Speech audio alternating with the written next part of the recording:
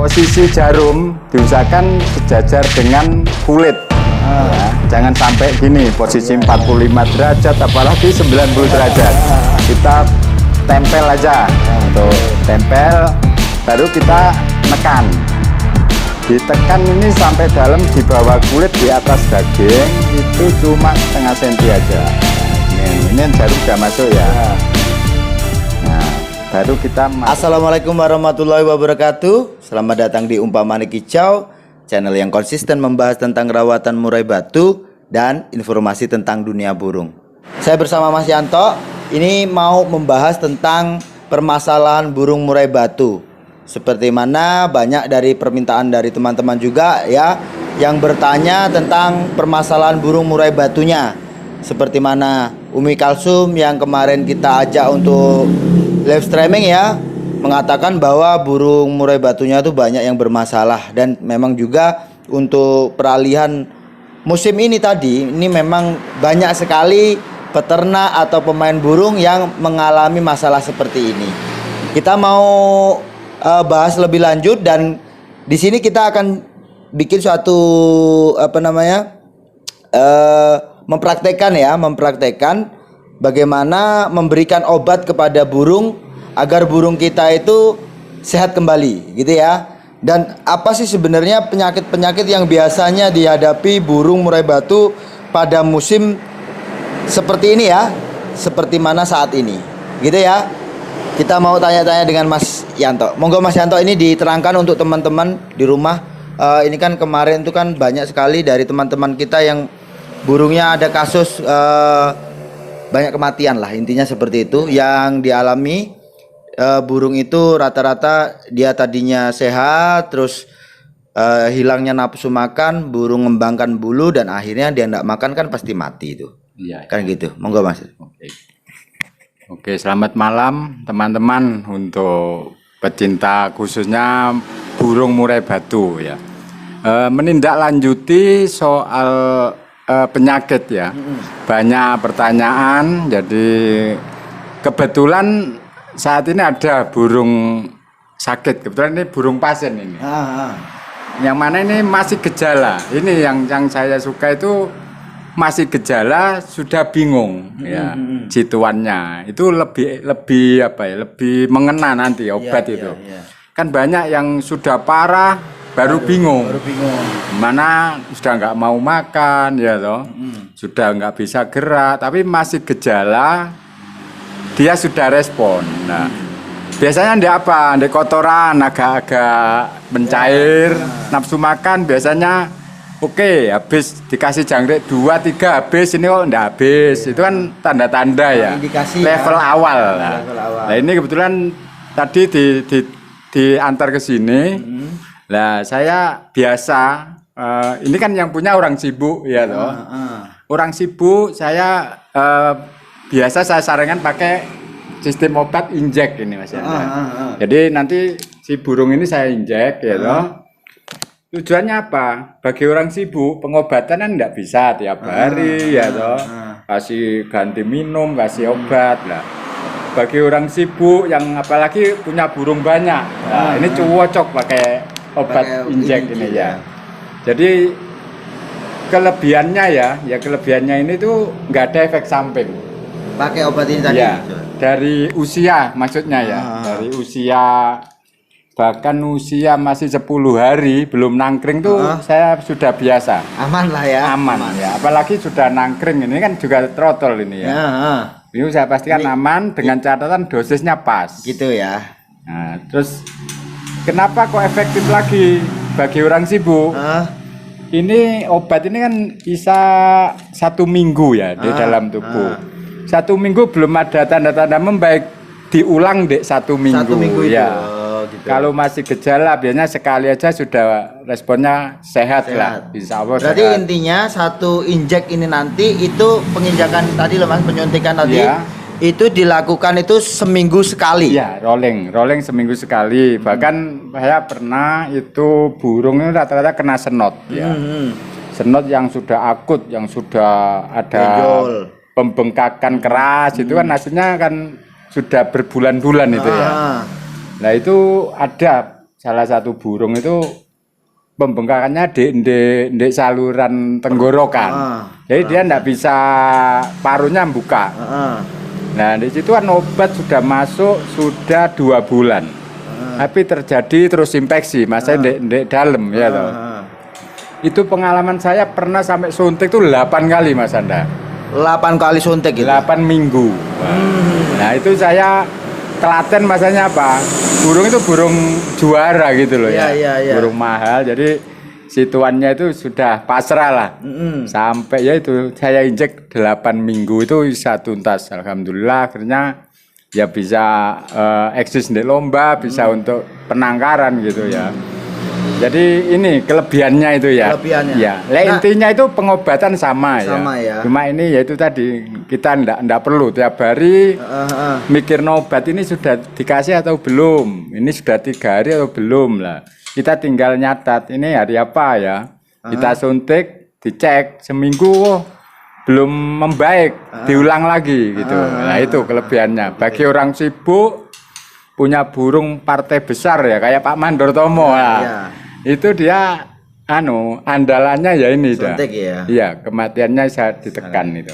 Nah, ini Mas dalam komposisi sendiri Mas untuk ukurannya itu apa sih Mas itu yang diberikan itu jenis obat apa? Ini jenis antibiotik untuk injek ya. Jadi nanti dia itu langsung larut dalam darah.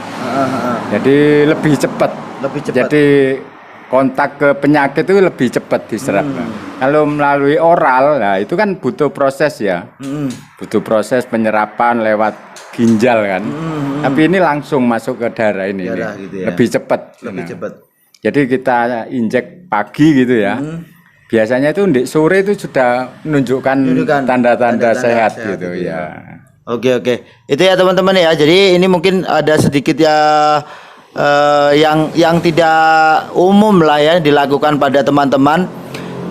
Saya ingin menunjukkan di sini bahwa inilah yang dilakukan oleh Mas Yanto ya. Mas Yanto ini jadi bukan sebatas hanya peternak burung, tapi beliau juga itu enaknya ngomong dokter burung lah ya. Bisa dikatakan seperti itu. Inilah ya satu contoh. Nanti saya akan berikan realnya seperti mana caranya untuk menyuntik juga itu nanti kita akan berikan caranya di sini. Gitu. Sekarang dimulai. Gitu Mas ya. Ayo kita mulai dari sekarang ya. Jadi yang perlu disiapkan untuk alat suntik pakai yang ukuran 1 mili. 1 mili. Nah, kita pastikan ini sudah steril ya. Jadi coba lihat ini obatnya Mas. Nah, ini obatnya ini. Ya. Ini teman-teman ya, obatnya bentuknya seperti ini. Ini ya. Nah, jadi obat injek yang dia steril. Ya. Terus yang penting dari kita melakukan sistem suntik ini dosis ya. Ini untuk dosis harap diperhatikan. Untuk burung kita bisa pakai dosis 0,02. 0,02. Ya, ini suntik ini kan 1 mili. Ya.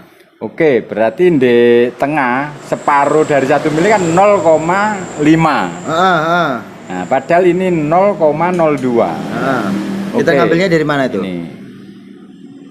Nah, ini kan sampai angka ya. Angka inilah. Ini kan berarti 0,1 ini. 1 ya. Nah, padahal kita 0,02. Nah, berarti kan di sini ini 0,05 ini. Ya, tadi 0,5 kan di sini. Ini 0,05. Padahal kita 0,02.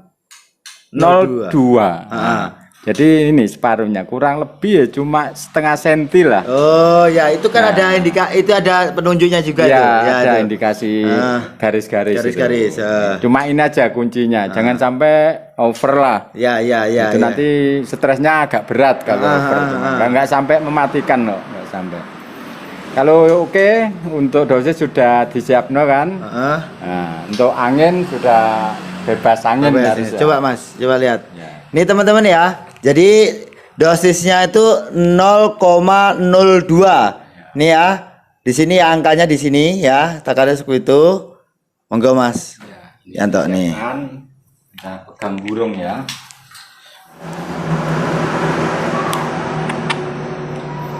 Ini harus lebih dekat ini ya. Nah. Ini langsung kita praktekkan, jadi agak ke sana dulu Mas ya. Coba biar terang. Nah. Intinya ini tidak ada overdosis ini ya. Tidak ada resiko sampai mematikan. Kalau tidak biasa ya kayak ekstrim, maksudnya aman ini sudah bertahun-tahun saya Ini dikasih apa dulu itu? Nah, ini tujuan ini kan betadin. Kita cari target yang mau disuntik ini. Ya, ya. Yang mana dagingnya kan ketutup bulu halus ya.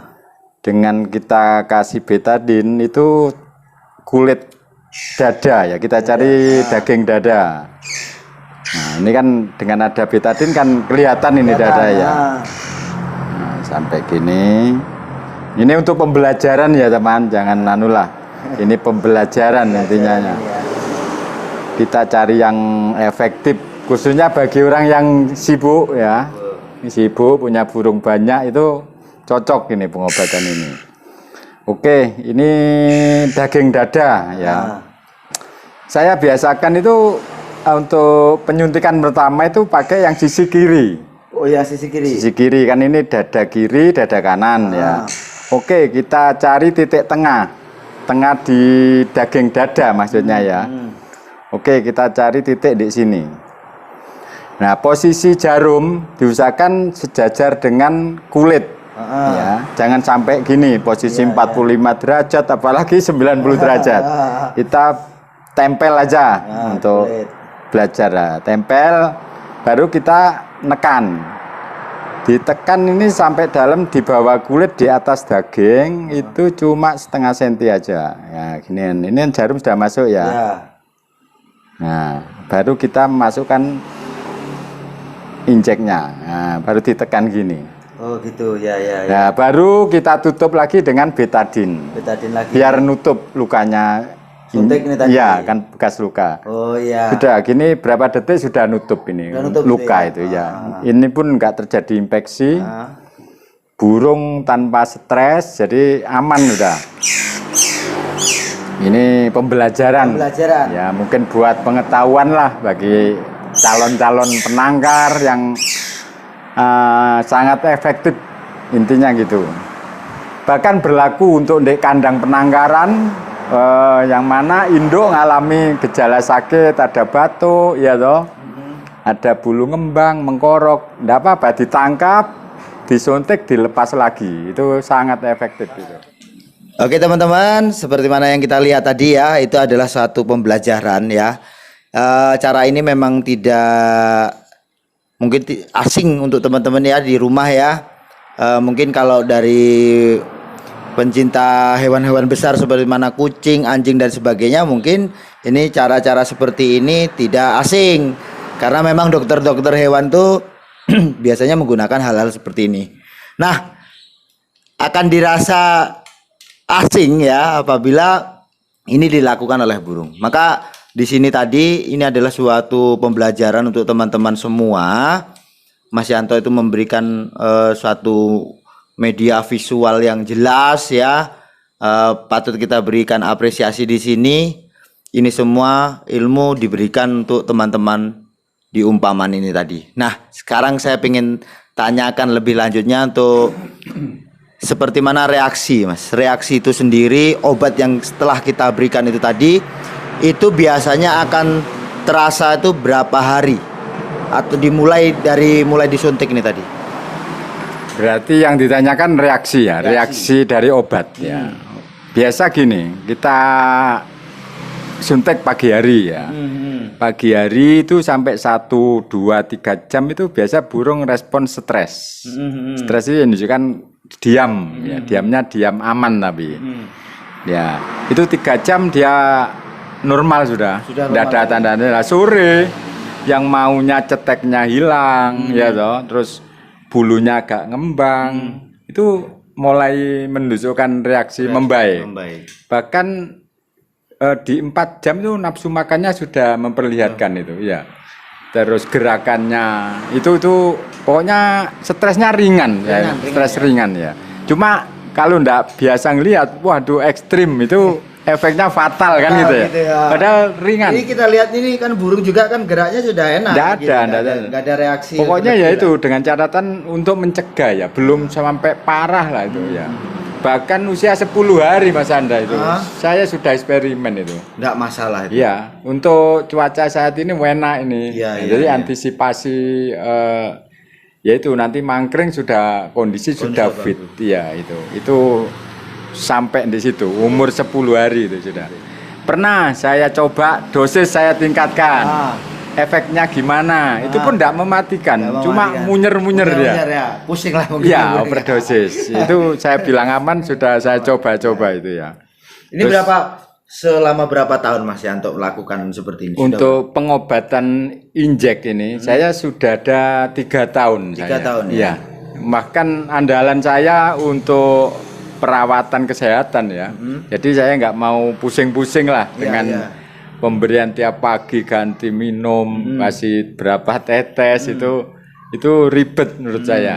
Jadi saya langsung, bahkan ini anehnya obat ini tuh saluran napas oke, saluran pencernaan juga oke gitu. Yang dituntaskan oleh antibiotik ini Mas, apa saja biasanya itu dari mulai bakteri atau virus apa saja yang diserang? Nah, ini kan termasuk jenis spektrum luas ini ya. Ini jenis spektrum luas.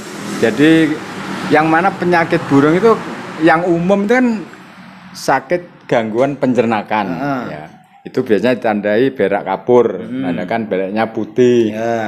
Yang kedua berak hijau, yang umum di burung murai ya. Nah itu pun efektif sekali nih, apalagi kalau untuk saluran napas itu banyak tipe. Cuma obat ini yang masih gejala ya, ada ya batuk, cekik kan indikasi saluran napas. Selagi masih cekik, terus masih nafsu makan itu cepet itu ya. Cepet ya. Ya efektif. Tapi kalau sudah akut, yang namanya saluran napas susah itu ya. Jadi pentingnya di sini teman-teman mungkin gini Mas, pentingnya di sini menurut saya ya. Teman-teman itu harus bisa memprediksi ya dari burungnya sendiri-sendiri itu di rumah, apakah burung saya ini ada indikasi permasalahan ya.